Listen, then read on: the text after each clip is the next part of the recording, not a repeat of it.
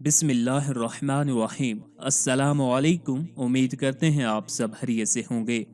अल्लाह के रसूल सल्लल्लाहु अलैहि वसल्लम ने हमेशा बावुज़ू रहने वाले के बारे में ये फरमाया है, बावुज़ू रहने वाले के तमाम अज़ा अल्लाह ताला की तस्बीह करते हैं।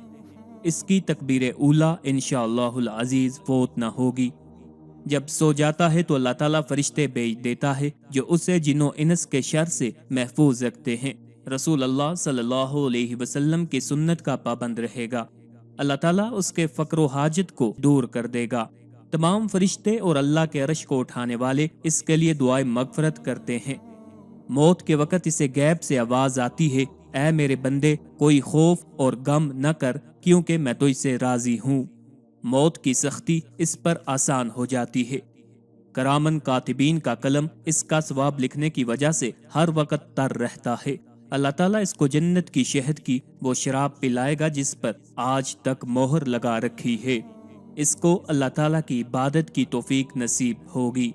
इसका दिल हमेशा नरम रहेगा, जिसकी वजह से अल्लाह ताला इसको शहीदों के ज़िम्रे में दाखिल करेगा।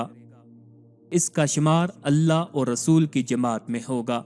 ये सब फजीलतें हर वक्त बावुज़ू रहने वाले आदमी के लिए रसूल अल्लाह सल्लल्लाहु अलैहि वसल्लम ने बयान फरमाई है।